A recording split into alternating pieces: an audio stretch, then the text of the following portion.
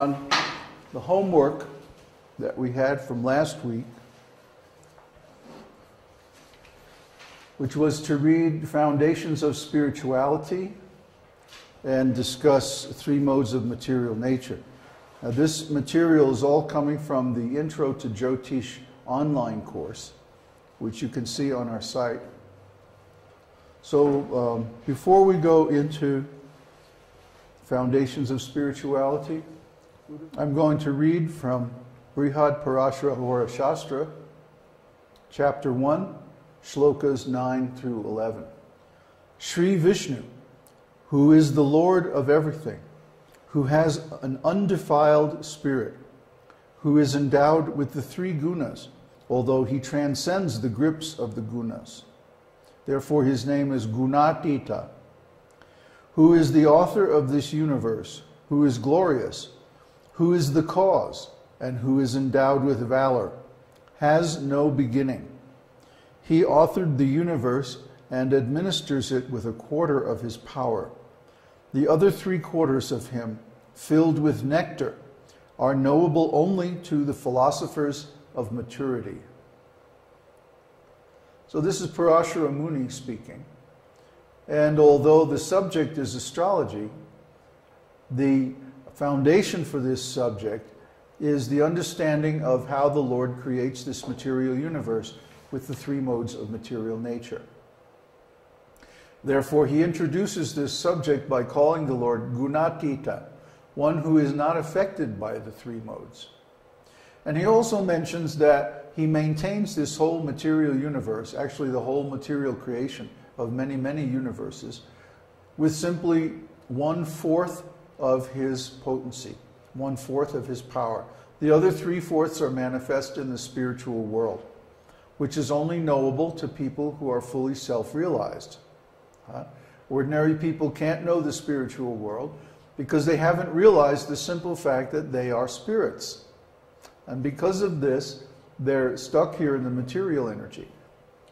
As astrologers, our duty is to help them in their march towards eventual self-realization by interpreting their chart in such a way that helps them advance in spiritual life. So we're going to discuss how to do that. The Supreme Lord Śrī Viṣṇu is the creator, owner, and controller of everything and every living being. The purpose of all Vedic knowledge, including Jyotish, is to realize him through direct transcendental consciousness. There's a nice verse in this connection. Nityo nityanam chaitanash chaitananam eko bahunam yo vididhati kaman tam atmastang ye nupashyanti dhiras te shang shanti shashvati ne taresham. Among all living entities, both conditioned and liberated, there is one supreme living entity, the Supreme Personality of Godhead, who maintains them and gives them all the facility of enjoyment according to their different work. That Supreme Personality of Godhead is situated in everyone's heart as Paramatma. A wise man who can understand him is eligible to attain perfect peace, and not others. Kata Upanishad 2:13. This is one of Prabhupada's favorite shlokas from the Upanishads. Nityo Nityanam means there is one eternal Supreme Lord and there are many eternal living entities. Chaitanash Chaitananam means that he is the supreme conscious entity. The others are also conscious, but they are not supremely conscious or unlimitedly conscious. He is the master of everything, the owner of everything, the origin of everything. And he maintains all the other living entities. Without him, they couldn't even exist. So he gives them the different facilities in the material and spiritual worlds according to the quality of their consciousness and their work. So even though he is supreme, he is actually situated in the heart of every living entity as the super soul. This is an amazing thing. And a person who can realize this actually comes to know him face to face and have a personal relationship with Him.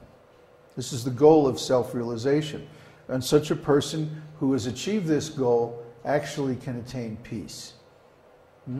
Nobody else. Everyone else is simply riding on the waves of time, like tossed here and there by the ocean of material suffering. But someone who knows Him has steadiness, has peace. So here we see the Lord reclining on the snake of Sheshanaga in the ocean of Garbhodaka. And Lakshmi is massaging his feet. And he is in the sleep of creation called Yoga Nidra. And from his navel comes a lotus stem, and the lotus opens and reveals Lord Brahma, the secondary creator of the universe. Lord Brahma is the master of transcendental sound vibration, which he uses to form the basic elements emitted by Garbhodaka Śrī Viṣṇu into the planetary systems of the material universe. So even though he emanates the material, the basic elements of the material universe, he is never overcome by those elements. And even though he's the master of the three modes of nature, he's never controlled by those modes. He says, Parang Brahma, Parang Dhamma, Pavitrang Paramang Bhavan, Purushang Shashvatang Divyam, Adi Devam Ajang Vibhum. Or rather, Arjuna says, you are the Supreme Brahman, the ultimate supreme abode and purifier, the absolute truth and the eternal divine person. You are the primal God, transcendental and original, and you are the unborn and all-pervading beauty. Bhagavad Gita 10:12. Therefore, association with him, either by his name, form, pastimes, qualities, his instructions in the Bhagavad Gita and other scriptures, or his devotees, his devotional service, is always purifying. The conditioned souls are suffering because they're entangled in the three modes of material nature. But he is always free. Therefore, association with him also gives this freedom to the living entities.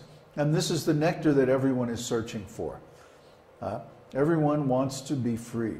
Everyone wants to be happy. Nobody wants to change their body. Nobody wants to grow old or sick or die. But these things are happening because we're conditioned by material nature. So to rise above this material nature, we have to be purified. And this process of purification is called devotional service or bhakti. So this bhakti is given in all the great scriptures, but especially Bhagavad Gita and the allied scriptures, Srimad Bhagavatam. So we should recommend to people that they read these things and start to practice them.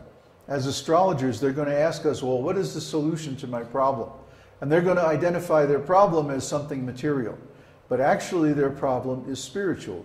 Their problem is that they're not in association with Krishna. So we have to bring them into that association by giving them good advice, how to chant Krishna's name, how to worship Krishna, and so on. Krishna says, Tribhir guna mayar bhavair, ebhi sarvam edang jagat, mohitang nabhijanati, mam ebhya param avyayam. Deluded by the three modes, goodness, passion, and ignorance, the whole world does not know me, who am above the modes and inexhaustible. Bhagavad Gita 7:13. So this is the problem. People may say, oh, my wife is the problem, or my job is the problem, or I'm not healthy, or my body is the problem, or this is or that is the problem. But no, the problem is their consciousness is conditioned by the three modes of material nature. So sometimes they're enjoying, sometimes they're suffering. Sometimes they're born as a human being, sometimes they're born as an animal. Just by their karma. They're going up and down in the material universe. And so they're suffering. To relieve them from this suffering, we have to detach them from the three modes. The three modes is the trap of material nature that everyone is caught in. So how do we do that? How do we give them this advice? Well, first of all, we have to understand the nature of the trap, the structure. Just like if an animal is trapped in a hunter's trap, the reason he can't get out is he doesn't understand the mechanism, how to release the trap. So if we understand the mechanism of material nature, how this material world is working to entrap the living entities, then we can also get free. So we have to study these three material modes of nature in a very detailed way and understand how they're working in everyday life in a practical way. And that's going to be the main subject of today's class. So let's go on.